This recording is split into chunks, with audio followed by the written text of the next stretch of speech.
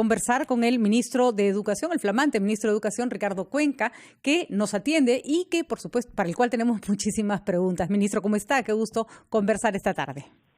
Muy buenas tardes, Patricia. Muchas gracias por su invitación para estar con usted conversando esta tarde. Imagínese, qué gusto saber, además que una personalidad de su talla está al mando de un ministerio que en este momento es fundamental. Y por esto quería empezar, ministro. Se está, digamos, en teoría ya estaríamos terminando el año escolar si este hubiera sido un año normal. ¿Cuál es el calendario que se ha previsto, dadas las circunstancias? ¿Los chicos terminarán? ¿Cuándo van a terminar clases? ¿Y qué va a pasar con aquellos que no han podido asistir a clases durante el 2020? Ya, súper interesante empezar por ahí por dos cosas. Primero, que esta pandemia nos ha movido a todos los espacios seguros, digamos, y entonces el año escolar ya no va a ser un año calendario propiamente, sino que va a ser un año más bien extendido. Es decir, cuando se anunciaba que íbamos a pasar de año automáticamente, lo que en el fondo queríamos decir, o que se quería decir en el diseño que encontré, es que vamos a tener todavía, por ejemplo, en enero y febrero, algunas actividades para trabajar con los estudiantes en algunas de las competencias básicas. Luego vamos a tener un proceso de evaluación diagnóstica. A partir de eso, un nuevo periodo para ver si se necesitan afianzar algunas de las competencias para llegar hasta julio del próximo año. Y en ese año tener una nueva evaluación que permita seguir dos caminos. Un camino es a conseguir consolidando, porque lamentablemente no se lograron desarrollar todas las competencias, o un camino que permita continuar con el siguiente año que le correspondía, digamos. Es decir, un chico de tercer grado a uno de cuarto grado, a partir de julio hará esta, digamos, transición, énfasis y continuidad con su grado, ¿no?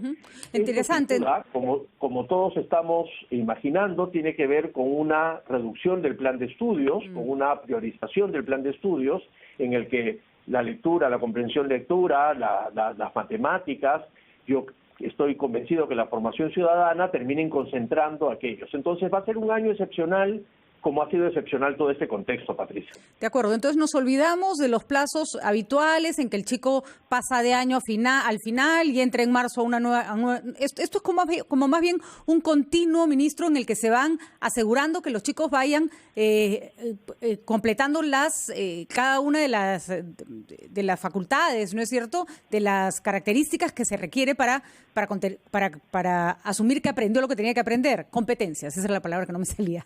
Competencias. Exactamente. Y además tenemos la enorme ventaja, Patricia, que por el diseño curricular peruano, las competencias son más bien unas competencias anuales y no, como aprendimos muchos de nosotros, cursos cada bimestre, digamos, que eran terminales, ¿no? Entonces, eso va a favorecer un poco el enorme trabajo que he encontrado acá de los equipos del Ministerio trabajando ya en esta propuesta desde hace algunos meses, ¿no? Muy bien, entonces esa es una salida interesante a esta coyuntura. ¿Aplicable a escuela pública y privada? ¿Todos deben usar el mismo criterio? Deberíamos usar todos el mismo criterio. La pública de todas maneras, y la privada creo que va a aprovechar esto porque es una salida bien organizada para que puedan también ellos acomodarse a esta situación tan particular, ¿no? ¿Qué pasó con los chicos que se quedaron atrás, con los que no tuvieron año escolar? Primero que ahora hacia el final de año hacia final de mes vamos a tener claro cuánto es ese número, ¿no es cierto? Porque hasta ahora tenemos como una idea vaga de cuántos han sido, para que ellos tengan un trabajo muy particular y muy especial de un acompañamiento mucho más cercano. Esto tanto porque no pudieron conectarse de forma remota y porque otra vez vamos a utilizar los instrumentos educativos como los planes de estudio y el currículo para poder ajustar mejor y priorizar mejor y hacer lo que técnicamente se podría llamar una moratoria curricular. Es decir, me concentro en algunas cosas y luego más adelante las puedo ocupar. Ese grupo de estudiantes, que espero sea el menor posible, porque algo hemos aprendido siempre en la pandemia, puedan tener un camino mucho más diferenciado el próximo año, ¿no? De acuerdo, se trata de igualarlos, digamos, ¿no es cierto? Y para eso probablemente se usen modalidades distintas de las que se ha usado con los chicos que han logrado tener acceso a la educación. ¿Cómo ha ido la repartición de tablets? Y quería saber si han logrado cubrir el déficit que existe realmente. ¿Cuál es el reporte que tiene el Ministerio en este momento? Ayer estuve en los almacenes desde donde se distribuyen las tablets, Y efectivamente, después del retraso que hubo inicial con las compras, han tratado de acelerar el paso lo más rápido posible, junto con el Ministerio de Defensa, que es el principal aliado para la distribución de las tabletas, pero también la empresa privada que nos está ayudando a esta distribución. Si todo va bien, Patricia, en camino ahorita están 60.000 tablets saliendo, ¿no? Si todo va bien, deberíamos llegar a diciembre con la distribución completa casi al 85%, ¿no? Y los primeros meses terminar de completarlos. Digo esto porque efectivamente el trabajo es un trabajo enorme. Yo ayer he tomado una foto para guardármela con cariño de una cajita con los 4 nombres de 4 estudiantes y un profesor, 5 tabletas en la cajita, que van a llegar, que salieron hoy en la mañana a Loreto y que van a llegar el jueves por la tarde a una pequeña escuela cerca de Caballococha. Y quiero hacer el seguimiento de estos 4 niños porque la tablet viene con su nombre y entonces les va a llegar. Algunos sitios son complicadísimos. Usted sabe muy bien que hay zonas en el país en el que el acceso no es tan fácil, pero me he quedado impresionado, y esto viene desde la gestión anterior, en los esfuerzos que se ha estado haciendo como para poder distribuir. Les he dicho que cuenten conmigo y por supuesto con la ministra de Defensa. El viernes vamos a ver en Cajamarca cómo empieza la distribución. Solo para terminar, me comentaban ayer los colegas del ministerio en el almacén que esto es más complicado que la entrega de las cédulas de la OMPE, porque ese proceso llega a las escuelas grandes. Ajá, claro. Acá llegan a las escuelas más chiquitas, ¿no es cierto? A estos 4, a John, a Heidi, y ahora no recuerdo los otros 2 nombres, van a poder llegar el jueves en la noche, ojalá, a su escuela en Caballococha con una tablet que tiene todas las aplicaciones adentro, que puede trabajar offline, que tiene un chip por si te necesitas conectarte y que tiene una batería de energía solar. De verdad que me he quedado impresionado y con mucho gusto de lo que vi que se fue avanzando. Importantísimo eso de que tenga el contenido, digamos, que ya tenga contenido para poder trabajar offline, ¿no es cierto? Porque hay sitios donde no hay señal de Internet o la señal de Internet es muy pobre y eso va a ayudar enormemente a los maestros. ¿Qué estrategias hay para el próximo año? Porque este año ha sido un año de ensayo-error, tanto en salud como en educación, aquí y en el mundo entero. O sea, eso es un hecho. A nadie se imaginó que la cosa iba a ser tan complicada y claramente también ya tenemos una fatiga de los chicos, ¿no es cierto? Los muchachos ya están cansados de estar frente a la computadora y hay ciertas estrategias que han funcionado, otras que no. ¿Algún replanteamiento en la modalidad de enseñanza? ¿Va a haber semipresencialidad? Todo esto entiendo que tiene que ver también con lo que la pandemia permita o no permita, ¿no?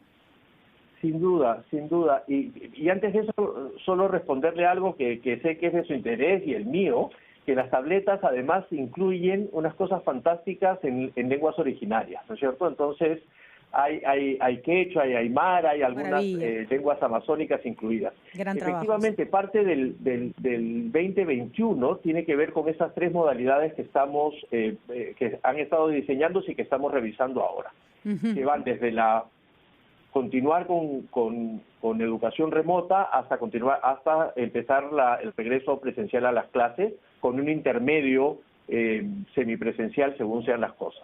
Las decisiones que estamos tomando sobre eso son decisiones que no solo son pedagógicas, son decisiones que incluyen información sanitaria, de determinantes sociales de la salud, actividades económicas de las zonas, incluso aspectos culturales, para que permitan tomar la mejor decisión para que el regreso al 2021 sea flexible, pero también sea seguro, ¿no es cierto?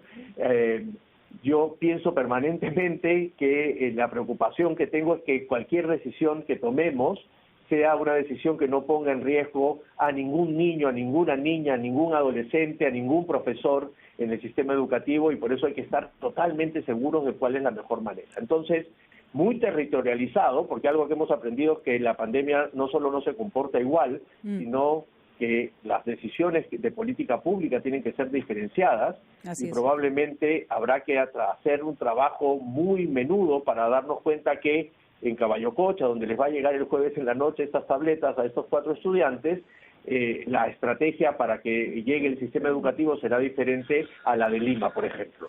Así es, porque la escuela rural, por ejemplo, tiene características particulares. Muchas veces es solo los chiquitos de la comunidad que van a escuelas que tienen muy pocos alumnos. Si el profesor no está entrando y saliendo, puede ser una estrategia para que la educación no sea más presencial, ¿no es cierto? Me parece que ya hay algunos intentos de que las cosas funcionen así. Sí, es más, hay unos pilotos ahora funcionando, los encontré hace 4 días que llegué al ministerio, unos pilotos que empezaron en las zonas rurales y en las zonas urbanas. En poco tiempo vamos a tener los resultados, aparentemente han funcionado bien, vamos a ver cómo ha sido la evaluación y eso nos va a permitir también ver cómo sostenemos el próximo año, ¿no? Yo entiendo que yo mismo, cuando he estado hasta hace una semana dando clases en la universidad con el Zoom adelante y con la pantalla, terminamos todos agobiados.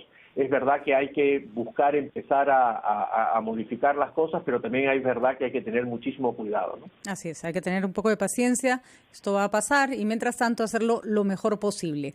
Obviamente no estamos para pruebas PISA ni para andarnos evaluando con esos a esos estándares, porque no es un año que nos permite una evaluación normal. Pero ¿qué sistema de feedback tiene el ministerio en este momento para saber si lo que se ha avanzado ha estado dando resultado? La Oficina de Medición de Calidad está empezando a diseñar algunas pruebas muy muestrales y focalizadas para poder tener información directa, que no va a ser estas pruebas tradicionales que teníamos diciendo a esta región le fue mejor que a otra, ¿no? Sino para saber efectivamente cómo le van. Entonces hay un trabajo muy cercano con los profesores, con las herramientas. El ministerio va a desplegar esto. Tenemos una que va a terminar de tener información diagnóstica de lo que pasa a final de este año. Tenemos una que se está pensando hacer a final de febrero para poder diseñar más específicamente aquello que va a suceder a partir de marzo, y en julio tendremos otro corte para ver si efectivamente avanzamos o no. Pero en ningún caso se trata de estas pruebas estandarizadas para ver avances de nivel de logro, sino más bien de situación diagnóstica y de retroalimentación, como dice, para poder tomar las decisiones sobre la marcha. Acá hay que ir a toda velocidad, ¿no es cierto? Así es. Y me interesa mucho esa explicación que hacía al comienzo, ministro, de que no es que los chicos pasan de año al final de diciembre, sino que se trata de fortalecer las competencias hasta, ¿no? Y extenderlo hasta julio, ¿no? Para los que todavía no tienen claro el sistema de competencias. Por ejemplo, en el caso del lenguaje, o de comunicación, hay varias competencias. Si el chico escribe bien, si comprende lo que lee, si es capaz de, usar conectores lógicos, y hay algunas competencias que los chicos cumplen y otras que no es cierto? Y al final del año se supone o al final del proceso educativo se supone que el chico debería haber adquirido la mayoría, si no todas las competencias para pasar el curso. Esto quiere decir que entonces nos centramos en los cursos, en las competencias, pero no de toda la currícula escolar tradicional. Exactamente, porque no habría tiempo, no habría posibilidad de hacerlo. No, y hay ciertas cosas que no son fáciles ni útiles enseñar por vía internet, digamos, ¿no? Exacto, que es lo mismo que pasa en la educación superior, por ejemplo, ¿no es cierto? Hay algunas cosas que requieren de laboratorio y entonces desarrollarlas o medirlas sería un sinsentido en este momento, y es por eso que hay que pensar en diseñar de manera distinta, ¿no? Entonces, yo creo que, a ver, en este ataque de optimismo que he entrado en estos últimos días... Está bien, menos mal. Creo que es posible sacarle la vuelta a esta situación tan atroz que nos ha pasado en la pandemia en el caso educativo, ¿no es cierto? Y así como ahora nos ha empujado a salir de la caja y a pensar de manera diferente el sistema educativo, creo que hay algunas cosas que se pueden empezar a pensar independientemente que pase, ojalá pronto, la pandemia, que llegue la vacuna pronto y que esta situación se estabilice, ¿no? El uso de las tabletas termina siendo, como lo decía Chartier cuando ingresó el libro a las escuelas, ¿no es cierto? Todo el mundo apavorado porque el libro iba a quitarle el espacio al profesor. Bueno, todo cambio tecnológico es así y podría más bien utilizarse, ¿no? Pero además porque ha habido una colaboración enorme, Patricia, enorme. Me he quedado impresionado de cómo los profesores entre ellos se acompañaban, las familias entre ellas se acompañaban, los sectores entre ellos se acompañaban. Acá se olvidó que era público o privado, algunas empresas se han montado en el carro y efectivamente ha habido un espacio de colaboración enorme que es otra de la enseñanza para sacarle la vuelta a esta pandemia. Es decir, podemos ser flexibles, podemos ser colaborativos, podemos tratar de construir acuerdos mínimos y algo tiene que salir de bueno de esta situación tan atroz. Entonces, hay padres que dicen, mi hijo está aprendiendo menos cursos, está aprendiendo menos, está aprendiendo lo necesario en este momento y lo que puede aprender bien. ¿Ese sería el mensaje? Exactamente, exactamente. De acuerdo, ministro. Y finalmente quería hacerle algunas preguntas. ¿Los profesores en algún momento estuvieron utilizando sus propios planes de datos de sus teléfonos, por ejemplo, para poder cubrir la necesidad de comunicarse con sus alumnos en estas dinámicas maravillosas que generan estas situaciones trágicas? Fue curioso porque el WhatsApp terminó supliendo el salón de clases y fue la forma como los profesores y los alumnos se entendían de mejor manera. ¿Qué tipo de apoyo están recibiendo los profesores en ese rubro, digamos? ¿Cuánto, además de las tablets, por supuesto, ¿no? Sí, hemos conseguido felizmente continuar con la idea y ya se está implementando de tener para el próximo año plan de datos para los docentes, gracias otra vez a la colaboración con las empresas prestadoras, planes de datos para los docentes que usen de forma ilimitada para poder hacer sus clases. Entonces, eso también es una ayuda fundamental porque, claro, no en la situación económica en la que estamos, muchos incrementos salariales no pueden haber, ¿no es cierto? Vamos a entrar en una etapa de austeridad, pero más bien ayudarlos por ese lado. Así que si todo sale bien, en brevísimo tiempo vamos a tener la información de los planes de datos para los docentes. De acuerdo. Sobre los alumnos que no podrán seguir en educación privada, ¿la escuela pública todavía está en capacidad de acogerlos? Aún sí, hay un plan, creo yo, magnífico de que ya se vino trabajando desde julio del año pasado para incluso ponernos en la situación de que en marzo empezaba todo presencial y que se acababa la pandemia rápido, poder absorberlos, ¿no? Sobre todo por lo que sucede en las grandes ciudades, que es donde está la mayor concentración de estas escuelas de bajo costo, en las que las familias han decidido, por las razones que ya sabemos, trasladar a sus hijos a la escuela pública, ¿no? De acuerdo. El mensaje para los padres ahorita sería que si sus hijos no han logrado completar las competencias y que están así medio que todavía no han terminado de entender lo que iba en este año, tranquilos, todavía tienen tiempo para completar el aprendizaje, ¿no? Todavía tenemos tiempo. Esto es, yo digo, este año escolar es como los cumpleaños que hemos pasado en la pandemia, ¿no es cierto? A nadie se le hubiera ocurrido soplar una velita desde una computadora junto con tu familia, cada uno en una computadora. Y ahora estamos así, ¿no es cierto? Es un cumple distinto, es un año escolar distinto. Perfecto, y hay que adaptarse a las circunstancias, si no, ¿cómo? Las universidades, importante tema que ha sido ha corrido el riesgo de retrocederse, ¿no es cierto?, lo que se había avanzado en términos de calidad educativa en educación superior por diversos intereses o diversas iniciativas que se tomaron en el Congreso de la República. Cuéntenos, por favor, ministro, cuál es la situación actual. ¿SUNEDU está fortalecida o sigue siendo blanco de posibles ataques de leyes que le quiten poder? Sigue fortalecida y espero que deje de ser blanco. De acuerdo. Ayer por primera vez, después de, que me parece que es además la primera vez yo que le hago seguimiento al tema de la educación superior, nos hemos reunido aquí en el despacho del Ministerio, la SUNEDU, el CINEACE y el Ministerio de Educación, es decir, las dos instituciones reguladoras y promotoras de la calidad de la educación superior, para ponernos nuevamente a trabajar juntos, ¿no? Era lo mínimo que podía hacer después de haber casi 6 años exigido permanentemente que nos pongamos de acuerdo en ver cómo articulamos el asunto. Entonces, la reforma universitaria, yo diría la reforma de la educación superior, que incluye, por supuesto, la educación universitaria, pero sobre todo la educación técnico-productiva, tiene que fortalecerse, ¿no es cierto? Si no, no hay forma de que podamos convertir el crecimiento en desarrollo. Y entonces vamos a fortalecerlo, es mi compromiso además personal con la reforma universitaria. Vamos a iniciar las conversaciones con la Comisión de Educación del Congreso, que yo creo que han entendido claramente el mensaje de avanzar hacia una reforma mucho más fortalecida, y estoy en esta situación optimista, pensando que vamos a poder llegar a algunos acuerdos, que hay que fortalecer esta reforma.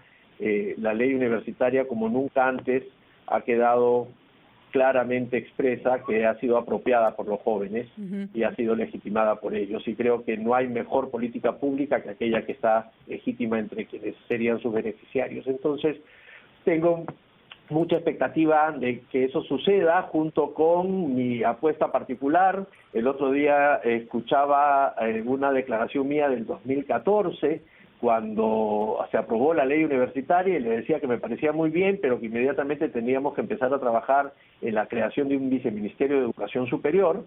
Bueno, vamos a ver cómo nos va con ello. Ya había un proyecto que había avanzado hace un mes en el ministerio, aquí en el ministerio, bajo la gestión del ministro Benavides, y nada, vamos a impulsarlo y ojalá el Congreso me acompañe y acompañe a todos los jóvenes que estamos convencidos que necesitamos una nueva estructura en el ministerio que permita impulsar la reforma. Así que estamos, seguimos con el optimismo. La verdad, ministro, lo felicito. Porque si nuestras nuevas autoridades no tienen optimismo, entonces la población se asusta y también se bajonea, como dicen los chicos. Así que, bien, vamos con fe, vamos a abrazar los cambios, no esperar los padres de familia en general que las cosas sean iguales, porque no solo no se puede, sino que no se debe. O sea, tratar de imponer las cosas como eran antes, lo único que genera es un estrés en los chicos y una manera de trabajar que no es para estos momentos. Ya volveremos a la normalidad, siempre volvemos a la normalidad. Muchísimas gracias, ministro Cuenca. La verdad ha sido un gusto conversar con usted y verlo tan entusiasmado con el cargo.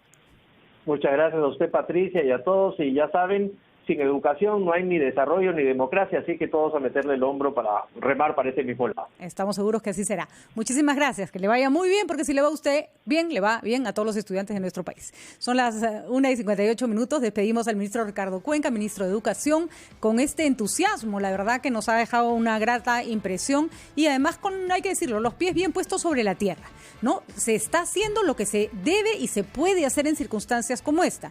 No se enseñan todos los cursos, no se cubren todas las competencias, se eligen las más importantes, porque los chicos, y esto hay que metérselo en la cabeza, hay padres que exigen a sus colegios lo mismo que tenían antes. No hay forma, señores, no hay forma. Yo invitaría a esos padres que traten de seguir un día de colegio de sus hijos a través de internet y de las computadoras. Yo los invito a los padres que creen que los colegios no están dando suficiente información, que se sienten un día al lado de sus hijos. Es agotador. Así que no carguemos más a los muchachos. Son las 1:59 de la tarde.